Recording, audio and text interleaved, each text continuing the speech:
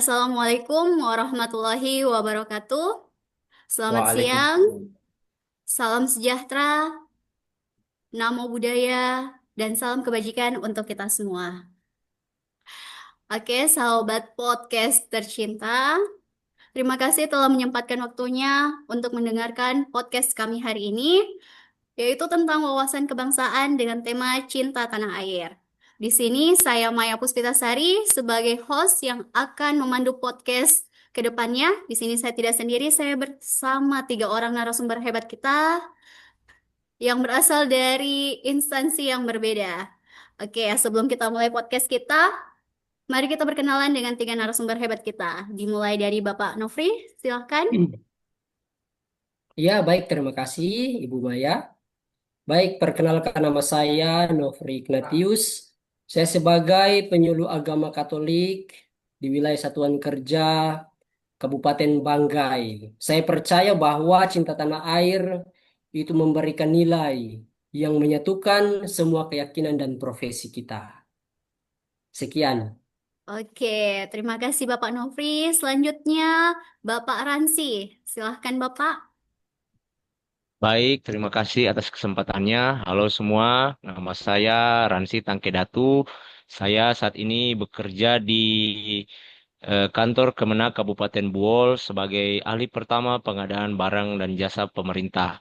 Semoga melalui podcast ini kita bisa sharing-sharing tentang apa sih sebenarnya cinta tanah air di era sekarang ini dan semoga bisa menginspirasi teman-teman sekalian yang menonton juga. Terima kasih. Oke, terima kasih Pak Ransi. Yang terakhir, narasumber terakhir kita yaitu Bapak Alif. Silahkan Bapak Alif. Baiklah, perkenalkan nama saya Muhammad Ali Fiksan. Saya sebagai auditor ahli pertama di Institut Agama Islam Negeri IAIN Manado. Jadi besar kehormatan saya bisa ngobrol dengan Bapak Ibu sekalian, para ASN dari berbagai daerah yang merupakan salah satu wujud cinta tanah air karena kita adalah orang yang berbeda profesi tetapi disatukan di Kementerian Agama ini. Terima kasih, Bu. Baik, itulah perkenalan tadi bersama tiga narasumber hebat kita. Oke, hari ini kita fokus untuk membahas tentang tema cinta tanah air ya. Cinta tanah air ini sudah sering kita dengar ya kalimatnya, bukan lagi kalimat yang baru atau kalimat yang asing di telinga kita.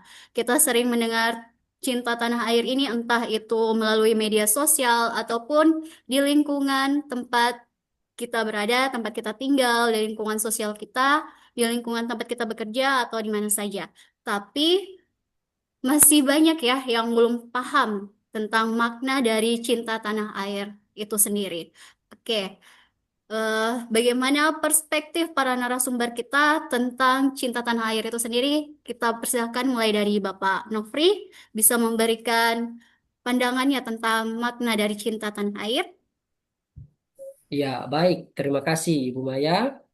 Eh, Tentang cinta tanah air ini, saya melihat dari sisi persatuan dalam keberagaman. Jadi kita tahu bersama bahwa di Indonesia ini itu kaya sekali dengan berbagai suku, agama, budaya, ras, dan lain sebagainya. Jadi bagi saya, cinta tanah air itu adalah ketika kita mampu merayakan sebuah perbedaan. Ini sebagai kekuatan, bukan sebagai pemecah belah.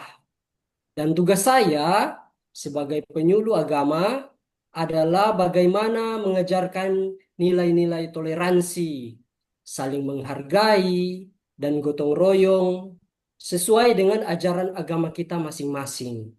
Jadi ketika kita hidup rukun, saling tolong-menolong, dan menghormati keyakinan orang lain, itulah sebagai wujud cinta tanah air yang paling indah dan ini adalah fondasi dari keutuhan bangsa kita. Jadi, tugas saya dan juga kita semua sebagai warga negara yang mencintai Indonesia adalah menjaga komitmen untuk merawat kerukunan dan toleransi. Menjaga keutuhan sosial dan kerukunan bukan cuma petugas keamanan, tetapi juga tugas kita semua. Jadi cinta tanah air adalah ketika kita menjaga satu sama lain dalam perbedaan dan bukan menjadi alasan untuk bercerai atau terpecah belah. Sekian. Terima kasih. Oke, terima kasih Bapak Nofri. Kita tetap bersatu dalam keberagaman karena kita tahu sendiri kan Indonesia merupakan masyarakat yang majemuk, yang kaya akan adat istiadat dan agamanya. Oke, yang berikutnya Bapak Alif bisa memberikan perspektifnya tentang makna dari cinta tanah air itu. Silahkan Bapak. Baik, terima kasih Bu Maya. Ini merupakan pertanyaan yang mendasar namun penting. Bagi saya, cinta tanah air bukan hanya soal simbolik seperti ikut upacara, hafal lagu nasional, atau sekedar bangga menjadi orang Indonesia. Cinta tanah air di zaman sekarang adalah sikap konsisten untuk menjaga amanah. Sebagai auditor, saya melihat langsung bagaimana pengelolaan anggaran dapat mencerminkan suatu integritas. Ketika kita mengaudit dan menemukan ketidaksesuaian, lalu memperbaikinya tanpa kompromi, itulah salah satu wujud cinta tanah air, Bu. Jadi, kenapa? Karena kita sedang menjaga kepercayaan publik terhadap negara. Kita sedang memastikan uang rakyat tidak bocor dan tidak disalahgunakan oleh oknum-oknum yang tidak berkepentingan. Jadi, buat saya, nasionalisme itu bukan hanya idealisme, tapi komitmen kerja profesional yang punya dampak langsung bagi keberlangsungan negara. Sekian, Ibu. Oke, terima kasih Bapak Alif. Yang terakhir nih, Bapak Ransi, bagaimana pandangannya tentang cinta tanah air? Silahkan Bapak Ransi. Oke, baik. Terima kasih atas kesempatan yang diberikan kembali. Dari saya pribadi itu, pandangan umum saya itu cinta tanah air itu adalah perasaan sayang, kebanggaan, dan kesetiaan terhadap negara di mana kita dilahirkan dan di mana kita tinggal. Ini mencakup dengan berbagai tindakan kita dan sikap positif yang ditujukan untuk memajukan negara, keamanan negara, dan kesejahteraan bangsa dan negara. Rasa cinta terhadap tanah air itu juga kita tunjukkan dari bagaimana cara kita mencintai budaya kita dan segala yang berkaitan dengan negara kita. Dan sebagai ASN juga kita bisa menunjukkan rasa cinta tanah air dengan kesiapan untuk mengabdi, membela, dan bekerja dengan penuh loyalitas dan integritas untuk bangsa dan negara. Ya, untuk saya sendiri, bagaimana saya memandang cinta tanah air dengan jabatan yang sedang saya emban sekarang dalam bekerja itu, saya kan pengadaan barang dan jasa. Jadi, ketika saya bekerja melakukan suatu pengadaan barang atau jasa, saya bisa mengimplementasikan cinta tanah air itu dengan cara menolak intervensi, menjaga transparansi dalam pengadaan, dan mendukung produk-produk lokal yang ada. Saya punya prinsip, kalau pengadaan kita bersih, manfaatnya akan kembali ke rakyat dan ke negara. Dan satu lagi, cinta tanah air juga terlihat ketika kita berani mengatakan tidak pada hal-hal yang merugikan negara. Bahkan jika itu keuntungannya untuk kita pribadi bisa sangat besar, namun kita harus punya integritas bahwa kita harus menjadi ASN yang betul-betul cinta tanah air dan menolak perilaku atau budaya-budaya korupsi yang bisa merusak negara dan karir kita sendiri. Itu dari saya. Terima kasih. Luar biasa, berarti tetap berorientasi kepada nilai-nilai ASN berakhlak ya Pak. Oke, Siap, siap. saat ini kita hidup di era digital ya, di mana generasi muda punya akses yang sangat luas ke budaya luar, informasi global, dan cara berpikir yang serba instan. Menurut bapak-bapak sekalian nih, apa saja tantangan yang kita hadapi saat ini untuk menjaga nasionalisme? Oke, kepada Bapak Ransi, saya persilahkan mungkin bisa memberikan jawabannya. Oke, tantangan nasionalisme yang saya tangkap di era globalisasi ini itu eh, sedikit banyak itu karena terpengaruh dari dominasi budaya asing. Kecenderungan juga masyarakat gampangnya akses internet itu memudahkan budaya asing itu melalui media sosial, internet, dan produk global itu masuk dalam kehidupan kita sehari-hari.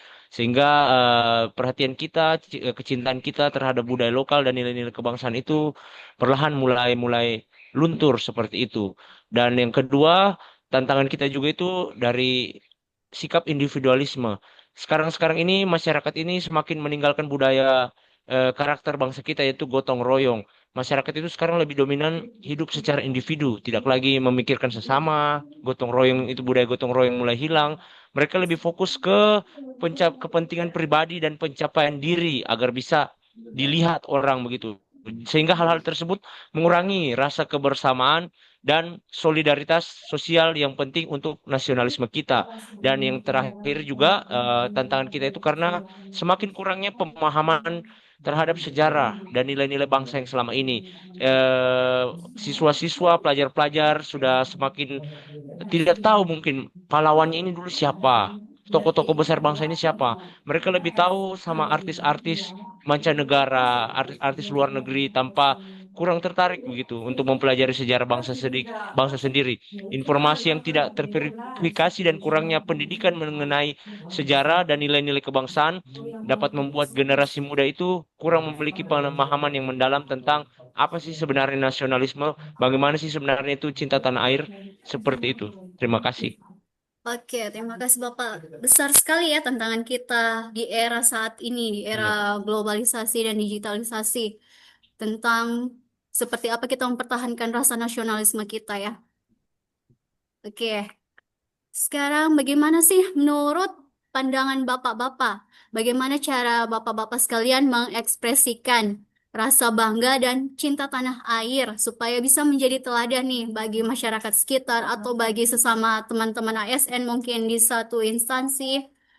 Mungkin Bapak Ihsan bisa memberikan pendapatnya.